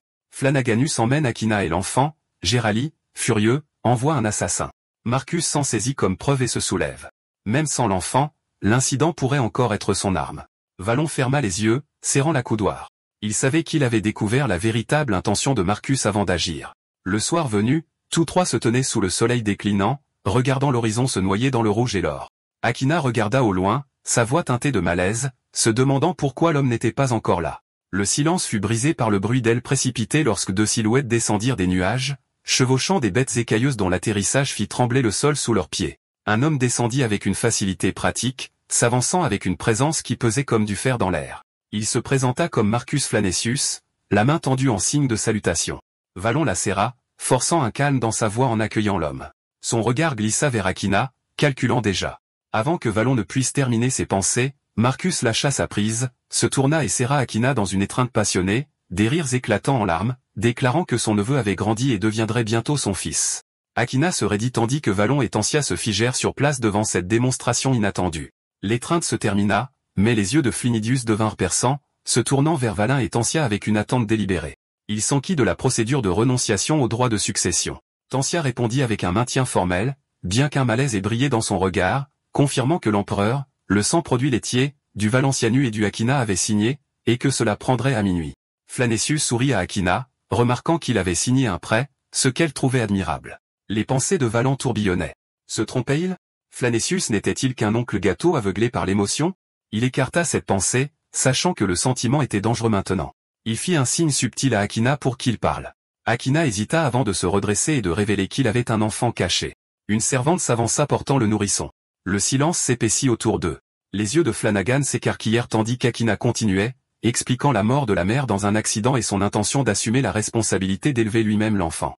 Valon a dit qu'il observait Flanessius de près, attendant une expression révélatrice. Marcus s'agenouilla, les mains tremblant lorsqu'elles touchèrent la joue de l'enfant. Il sembla accablé, les larmes lui montaient aux yeux alors qu'il parlait de la joie de leur famille réunie. Ses épaules tremblaient alors qu'il attirait Aquina près de lui, murmurant des remerciements d'une voix chargée d'émotion. Les propres yeux d'Aquina s'adoucirent de soulagement. La tension de Valon diminua légèrement, pensant peut-être qu'il avait mal jugé l'homme. Peut-être n'était-il qu'une figure en deuil s'accrochant à ce qui restait de sa famille. Voyant une opportunité, Valin s'avança. Il s'adressa à Flanicius au sujet de l'enregistrement de naissance de l'enfant qui devait être effectué à l'église de la capitale le lendemain, après quoi Flanicius devrait emmener Aquina et l'enfant avec lui. Valin anticipa une résistance en raison de la surveillance impériale, prévoyant de le persuader étape par étape. Au lieu de cela, Flanadeux accepta facilement, qualifiant les inquiétudes de sa majesté de naturelles et reconnaissant le rôle de Valin en tant que notaire. Il confirma qu'il partirait une fois l'enfant enregistré le matin. Valin s'arrêta intérieurement. Un accord aussi facile semblait mauvais. Mais Marcus demanda à tenir l'enfant, et Aquina le permit. Flanagius souleva doucement le nourrisson, souriant avec une joie apparente. Pourtant, pendant un instant, une ombre traversa ses lèvres, une moue trop vive, trop savante. Le souffle de Valon se coupa. C'était l'homme qui avait déclenché une guerre dans sa vie passée. Peu importe la chaleur de son expression, Valon jura de ne jamais baisser sa garde. Le danger sous le sourire était un danger qu'il ne pourrait jamais oublier. Plus tard, Valon escorta Flanasius et ses hommes vers des logements préparés à l'écart du palais. Le bâtiment était modestement moderne, bien que la poussière s'accrochait épaissement aux coins et que des toiles d'araignée s'étendaient sur des poutres négligées. Flanasius inspecta les murs sans se plaindre, parlant à la légère. Ses soldats, cependant, se sont agités mal à l'aise, leurs mains tremblant près des armes. Valon inclina la tête et les invita à se reposer confortablement. Aquina et Tantia suivirent son exemple, s'inclinant et se séparant. Valon se tourna vers la sortie, ayant l'intention de se retirer et de laisser Marcus s'installer pour la soirée. Juste au moment où sa main atteignait la porte, un son s'éleva des ombres au-delà. Ce n'était pas le craquement du bois, mais un grincement, un raclement contre nature qui vibrait à travers le sol lui-même. Valon poussa la porte en grand, la tension raidissant chaque muscle. De l'obscurité, il émergea, un colosse mille pattes, son corps segmenté revêtu de plaques d'armure brillantes, chaque joint se pliant avec une précision terrible. Ses nombreux yeux brûlaient d'un rouge, portant la promesse d'un bain de sang, et sa présence étouffait l'air avec l'odeur de la guerre. Le rugissement de la créature n'était pas un simple cri, mais une force fracassante qui secoua le hall. Les armes s'entrechoquèrent là où elles étaient accrochées, et la vibration résonna à travers les murs comme un roulement de tambour de malheur. À ce moment-là, tous les regards se sont figés sur la bête. Marquis, chevaliers et ducs furent figés, leurs corps immobilisés par l'ampleur et la terreur de ce qui se présentait à eux. Le fragile calme qui venait d'être construit fut complètement brisé, remplacé par la marée montante du chaos. L'imposant corps blindé du mille-pattes avança à pas délibérés, chaque impact résonnant à travers la pierre sous leurs pieds. Ses yeux brillèrent plus fort, comme des braises attisées par un vent soudain projetant des traînées de rouge sur les murs. L'esprit de Valin s'aiguisa instantanément, se rappelant trop de moments de sa vie passée où de telles horreurs soudaines étaient devenues le début de la guerre. Les hommes et les femmes rassemblés comprirent instinctivement qu'il ne s'agissait pas d'une créature ordinaire, mais d'un héros du conflit, d'une force capable de briser leur délicat équilibre politique. Valin claqua la porte, sentant le bois gémir sous l'immense pression de l'extérieur. Les charnières tremblèrent violemment alors que quelque chose d'énorme poussait contre elles. Ses bras se tendirent pour retenir la barrière, mais la résistance était trop forte. Avec un craquement final fracassant, le cadre se brisa. Un mille-pattes monstrueux jaillit, des plaques d'armure brillantes et de nombreux yeux brûlants d'un feu vorace. Valon recula en titubant, la lame à moitié tirée. La créature se tordit en avant, son cri un son grinçant qui griffait l'esprit comme un ordre. Daem Tancha était déjà en mouvement, son épée brillant dans la faible lumière alors qu'elle se plaçait aux côtés de Valon. Elle se tenait droite, prête à frapper. Derrière eux, le marquis Flanasius s'approcha du berceau. Pendant un instant, Valon se méfia. Serait-ce une attaque mise en scène pour s'emparer de l'enfant? Mais Flanasius se plaça devant le bébé, sa voix dure de protection. Il avertit qu'une telle bête était contre nature, qu'elle n'appartenait pas à ce monde. Le mille-pattes se dressa haut, ses mandibules claquant comme des lames, sa voix façonnant presque des mots pour exiger l'enfant. Dame frappa la première, l'acier tranchant sa carapace. De l'icre noir se répandit, et de la blessure jaillit une pluie de petits mille-pattes qui se dispersèrent sur le sol. Ils se sont avancés en vagues incessantes. La lame de Flanagan bougeait avec une précision surprenante, coupant à travers la marée. Le chaos éclata dans le hall alors que les combattants se précipitaient pour contrer l'assaut incessant de toutes les directions à la fois. Dame abattit un autre mille-pattes et demanda par-dessus le bruit si Valent reconnaissait la créature. Son épée brilla alors qu'il répondait sèchement qu'elle ne venait pas de sa majesté qui méprisait une telle saleté. Ses yeux se tournèrent vers Flanasius avec une froide suspicion, lui demandant s'il connaissait son origine. Le visage du marquis se tordit de colère alors qu'il abattait plus de vermines, accusant Valent de suggérer qu'il les avait invoqués. Les mots s'entrechoquèrent avec les lames, la tension montant sous le vacarme de la bataille. L'arme de Valent perça la bête qui bondissait, son expression calme mais illisible. Il n'y a à voir directement accusé le marquis, mais avertit qu'il fallait être prudent. Dans le même souffle, une lame siffla près de son cou, ne le fendant pas lui, mais une créature derrière lui. Le regard noir de Flanidia était mortel alors qu'il menaçait que si du mal arrivait à sa femme ou à Granson, Valent en répondrait. Puis il se détourna, continuant le massacre, coupant à travers les sèmes avec des coups impitoyables et mesurés qui trahissaient à la fois son habileté et son intention. La bataille continua, chaque frappe étant motivée par l'urgence. L'esprit de Valent s'assombrit, pesant le risque de laisser Flanadeux vivre s'il était vraiment le même homme qui avait déclenché une rébellion dans sa vie passée. Avant qu'il ne puisse agir, Dame cria, affirmant avoir trouvé la faiblesse de la créature dans le segment central, qu'elle protégeait désespérément. Le géant se débattait sauvagement, rendant sa défense évidente. Valent donna l'ordre d'attirer son attention afin que la zone vulnérable puisse être exposée. Dame bougea sans hésitation, tranchant haut pour forcer la bête vers le haut. Le segment central apparut et Valent chargea. Sa lame s'abattit avec une force écrasante, brisant le menton de son armure. Un rugissement d'agonie retentit dans le hall alors que la créature se convulsait. La forme massive s'effondra, ses spasmes mortels dispersant poussière et débris. L'essaim de petits mille-pattes se dissipa dans le néant, laissant derrière lui un calme tendu. Pourtant, l'instinct de Valent l'avertissait que le danger n'était pas complètement passé. Des résidus argentés brillaient faiblement sur le cadavre, formant un cercle magique gravé dans sa chair. Les yeux de Valent s'écarquillèrent de reconnaissance et d'horreur, criant à tout le monde de fuir. Son avertissement fut noyé par les cieux qui s'ouvrirent, libérant une lance d'éclairs dorés qui détruisit la structure. Les murs s'effondrèrent, le feu éclata et le sol trembla. Valent frappa le sol violemment, son ouïe réduite à un bourdonnement. À travers cela, la voix urgente de Dame luttait pour l'atteindre. Flanagius avait grandi à proximité, battu mais conscient. Akina tituba vers le bébé, un soulagement inondant ses traits alors que des protections protectrices scintillaient autour de l'enfant, le gardant indemne au milieu de la dévastation. Le marquis expira lourdement, momentanément soulagé. Valent se força à se redresser, mais le plafond au-dessus grondait de façon inquiétante. Avec l'effondrement qui s'aggravait, des débris se sont abattus. Dame protégea Valent de son corps, tandis que la femme de Flanacus leva un sort de barrière au-dessus de sa famille, les gardant en vie à travers la destruction qui laissa le bâtiment en ruine. Alors que la poussière retombait, les survivants reprirent leur souffle. L'esprit de Valan s'agitait de frustration face à l'imprévisibilité des prochaines actions du marquis dans ce chaos. Avant qu'il ne puisse se concentrer davantage, une silhouette émergea de la fumée. Un homme en armure, les yeux vides et froids, s'avança avec l'épée dégoulinant d'ombre. Sa voix ne portait aucune humanité lorsqu'il demanda où se trouvait l'enfant. La peau craquelée du voyant, révélant une corruption changeante, dit à Valan qu'il ne s'agissait pas d'un ennemi ordinaire. La lame de Dame se leva instantanément, prête à faire face à la menace. L'esprit de Valan travailla rapidement, se demandant pourquoi un être aussi corrompu rechercherait le sang royal. Le regard du chevalier balaya l'épave, déclarant l'enfant absent avant que son corps ne se déforme de façon grotesque et ne s'effondre en une masse de 1000 pattes montées. Ils glissèrent avec une étrange détermination vers les débris où gisait le bébé. Le cri de Valan déchira le vacarme alors qu'il criait après Akina, l'avertissant que l'ennemi recherchait l'enfant par-dessus tout. La voix d'Akina se brisa alors qu'il criait à son oncle de ne pas s'approcher, son avertissement coupé court par l'arrivée d'une autre présence. De derrière la fumée vint une voix empreinte de venin, tranchante et délibérée comme une lame tirée, appelant le nom de Flénigius. Le son dans l'air comme un jugement, signalant que la violence de cette nuit n'avait que commencé, et que la vraie confrontation était encore à venir dans le cœur fumant de l'épave. La botte de Valan s'écrasa dans l'épave, dispersant du bois et des pierres brisées dans toutes les directions. L'impact résonna dans le hall, secouant davantage de poussière du plafond instable. Dame Tancia attrapa son bras, l'avertissant du danger, mais sa voix fut noyée sous sa fureur. Il rugit que cela n'avait pas d'importance, puis donna un dernier coup de pied à travers les débris. L'épave se sépara, révélant un chemin étroit devant. Sans hésitation, il s'avança, sa détermination brûlant à travers le chaos. Le chemin menait au palais intérieur où la bataille faisait rage. Marcos Flanessius combattit le chevalier infecté, un bras boitant à cause d'une attaque empoisonnée, mais sa position inébranlable. Des étincelles jaillirent à chaque choc d'acier. Un coup de pied brutal soudain envoya le marquis s'écraser sur le sol de marbre, la douleur gravée sur son visage. Pourtant, il se poussa sur ses genoux. En regardant cela, la poitrine de Valan se serra avec une réalisation à laquelle il avait résisté jusqu'à présent. Il s'était trompé à son sujet. Dame dépassa Valan, l'acier brillant alors qu'elle rencontrait le chevalier infecté de front.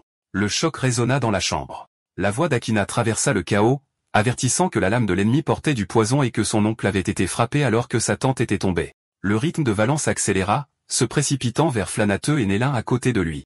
La main du marquis avait déjà commencé à s'assombrir, des veines noires rampant vers le haut, mais la corruption était encore récente. Si elle est traitée immédiatement, il y a de l'espoir de survie et de guérison.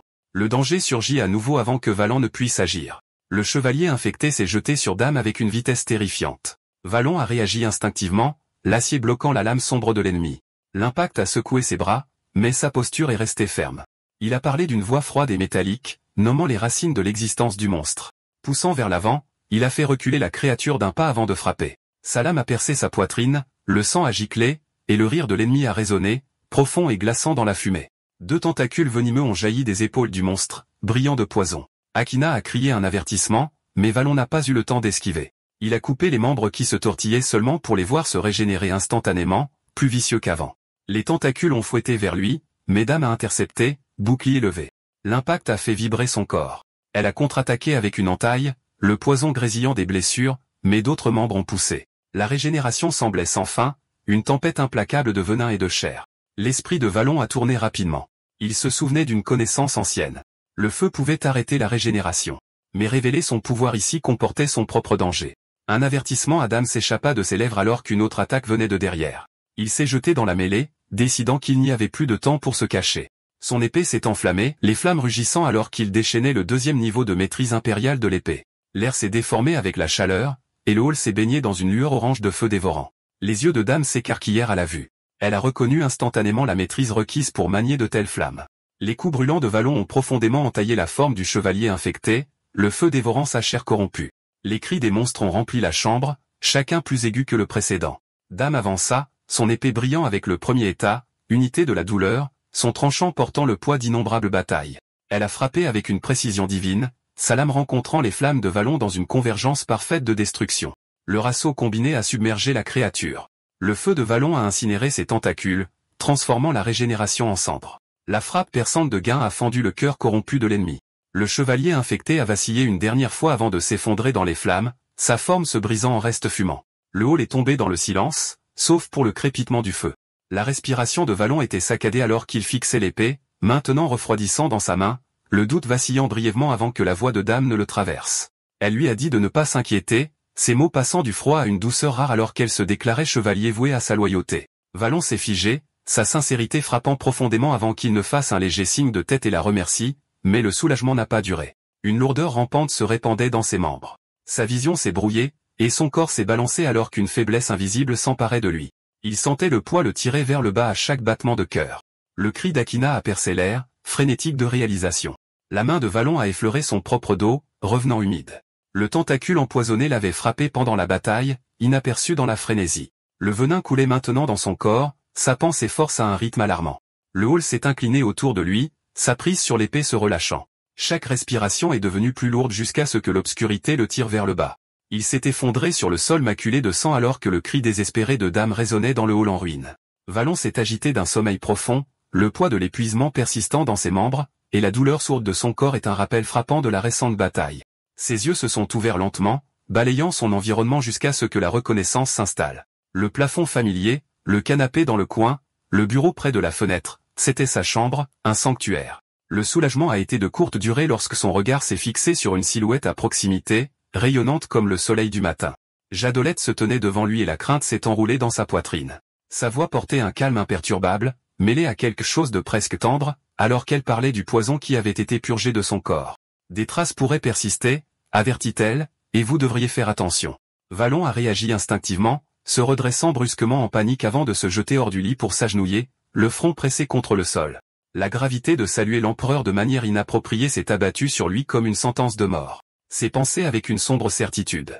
La voix d'Ichalot est restée calme, lui demandant de relever la tête. Elle a expliqué qu'elle ne faisait que passer, mentionnant que l'abandon de la succession avait été finalisé sans incident. Les mots ont secoué son esprit, tirant ses pensées vers Akina. Il a demandé, sa voix tremblant, quel était le sort de l'enfant illégitime. Jaela a répondu sans attendre, disant que l'enfant se préparait à partir avec Marcus Flandonicus et sa femme, comme s'il s'agissait d'une affaire ordinaire et banale.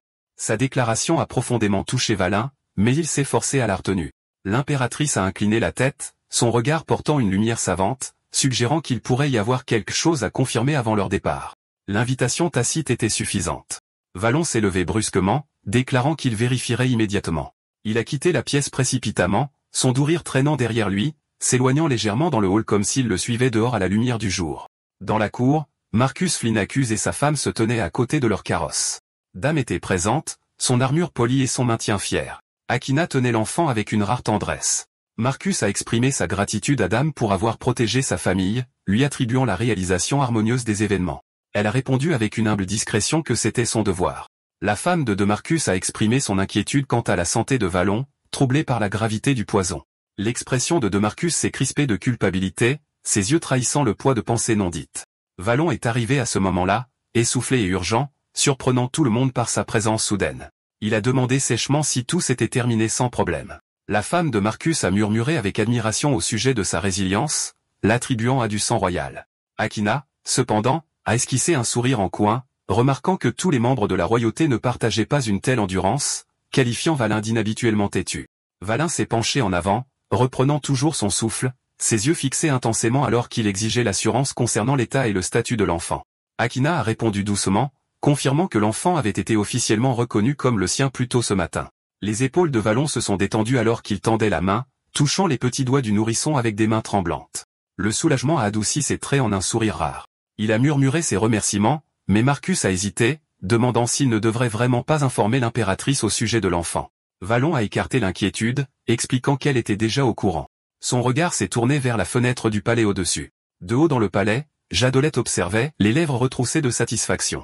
Elle a considéré les actions de Valon avec approbation, pensant qu'il méritait une mesure de récompense, peut-être que lui accorder du repos suffirait. Dans les jours qui ont suivi, la scène s'est déplacée dans la zone autonome de la Tour des Mages. Valon se tenait avec Rudy et Célérizy alors que les yeux de Rudy s'écarquillaient à la vue de son dispositif auto-transformant enchanté. L'émerveillement du garçon était évident, une fascination le retenant en place comme un lien invisible. Valin a pressé une bourse remplie d'or dans les mains de Rudy, lui disant d'explorer les rues librement. Rudy a presque laissé tomber la bourse sous le choc de la quantité, mais la voix de Valin l'a interrompu en l'avertissant que toute pièce manquante devrait être justifiée. Le cri consterné de Rudy a suivi alors que Valin se détournait. Les lèvres de Célarcy ont tremblé d'un léger amusement, comparant cela au fait de laisser un enfant dans une salle de jeu avant le travail. Valin s'est permis un bref sourire narquois, notant qu'épargner à un garçon au cœur tendre le danger était simplement pratique. Ils se sont approchés de la tour elle-même, sa pierre pâle s'élevant dans le ciel. Célère a fait remarquer qu'ils étaient arrivés, sa voix basse alors qu'il s'avançait. Les yeux de Valon se sont aiguisés, sa voix calme signalant qu'il était prêt. Le son grave d'une cloche a résonné alors qu'ils entraient dans le domaine de la tour. Averti que le bâton qu'il cherchait était déshonoré ici et caché des chercheurs non prouvés. Elle lui a rappelé que l'habileté et la volonté de son mentor étaient formidables, à ne pas sous-estimer. L'expression de Valon est restée sereine, disant que c'est pourquoi il était venu avec elle, pour parler directement à Gestar. Elle l'a mis en garde à nouveau, mais son regard fixe a croisé le sien avec une tranquille certitude, déclarant qu'il ne sous-estimait jamais personne et qu'il y avait toujours un moyen d'avancer. Ils ont avancé dans la grande salle, leur pas étant le seul son.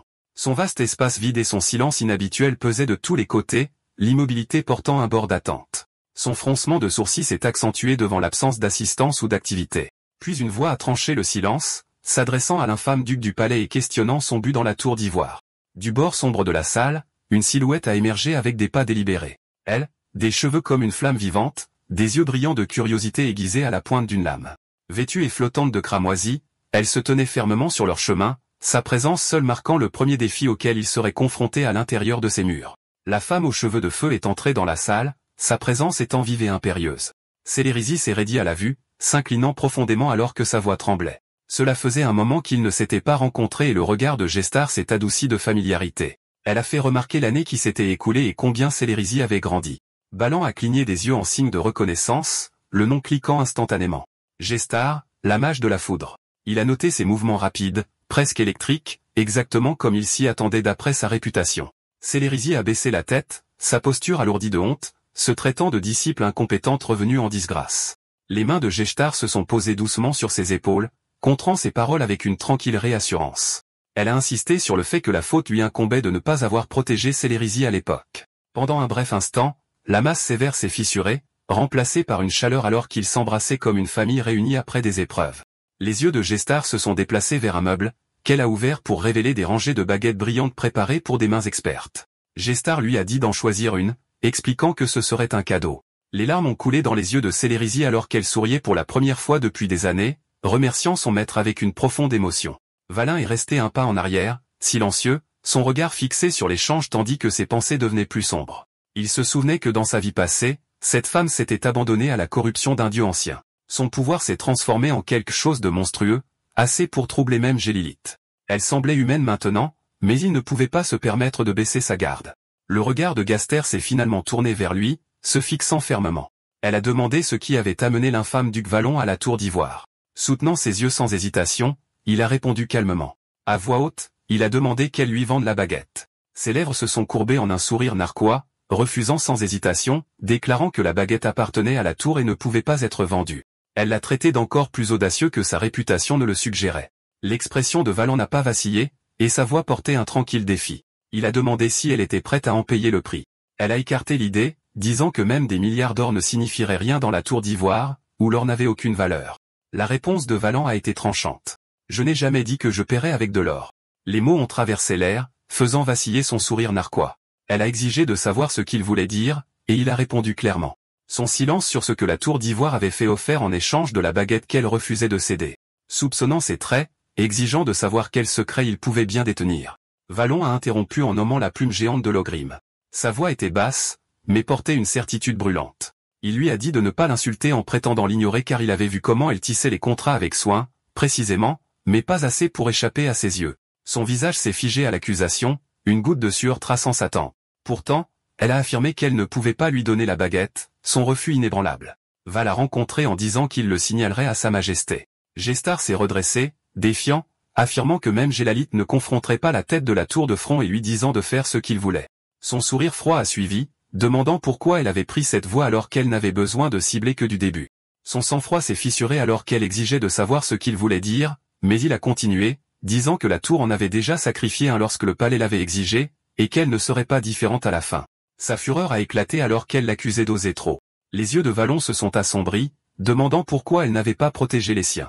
Il l'a accusée d'avoir fait échouer sa sœur, la forçant à entrer dans le quartier rouge. La salle a tremblé avec le rugissement de Gestar, qualifiant l'accusation de déraisonnable. La voix de Célérizy a percé la tension, s'adressant à son maître. Elle s'est inclinée profondément, expliquant qu'elle avait reçu l'approbation de l'impératrice et qu'elle servait maintenant de magicienne de la cour, reliant la tour et la famille impériale. Gestar la fixa, choqué, l'avertissant qu'un tel chemin la briserait car personne ne pouvait appartenir à deux mondes. Célérisier a admis qu'il fut un temps où elle croyait qu'elle n'appartenait nulle part. Elle a posé une main tremblante sur l'épaule de son maître, sa voix douce mais inébranlable, lui demandant de prouver qu'elle n'avait jamais été vraiment abandonnée. Les lèvres de Gesterar se sont retroussées en un sourire aigu, ses yeux pétillant de quelque chose de dangereux alors qu'elle les appelait des frères et sœurs à deux visages. Vallon se pencha en arrière en silence, ses pensées illisibles pour le moment. Quelques jours plus tard, le décor changea. Vallon tendit une boîte en bois à Rudy, lui disant qu'elle était à elle. Rudy cligna des yeux, confuse, et demanda ce que c'était. Il lui dit que c'était un bâton, le plus grand chef-d'œuvre de la tour et son plus grand tabou, avec deux d'entre eux à l'intérieur. Rudy ouvrit la boîte, s'attendant à quelque chose de familier, mais ce qu'elle vit ne ressemblait pas à un bâton traditionnel, mais à une arme, élégante, inquiétante et interdite. Son souffle se coupa à la vue, le paradoxe d'un chef-d'œuvre et d'un tabou combiné devant elle. Le sourire de Valin était mince, presque cruel, alors qu'il faisait remarquer qu'il était si bien fait qu'il rendait les magiciens ordinaires inutiles. Les mains de Ruth tremblaient alors qu'elle repoussait le bâton vers lui, insistant pour qu'il l'utilise à sa place. Elle affirma qu'elle ne pouvait pas manier quelque chose comme ça. Mais Vallon ferma ses mains dessus fermement, lui disant qu'il y avait un contaminateur dans la capitale, et qu'aucun endroit n'était vraiment sûr. Il lui dit de se protéger pour lui, pas seulement pour elle-même. Les yeux de Marie étaient remplis de larmes, sa voix se brisant alors qu'elle prononçait son nom. Vallon resta calme, bien que dans son cœur il murmurait des mots qu'il ne se permettrait jamais de prononcer à voix haute, parce qu'il ne voulait plus jamais perdre personne, après tout ce qui s'était passé. Le poids de cette vérité non dite persistait entre eux, le lien forgé dans ce moment plus fort que n'importe quelle promesse. Le bâton, lourd de puissance et de danger, reposait maintenant dans la main de Rudy, un bouclier contre les menaces invisibles à venir. D'accord, c'est la fin de l'histoire. Merci d'avoir regardé. À la prochaine.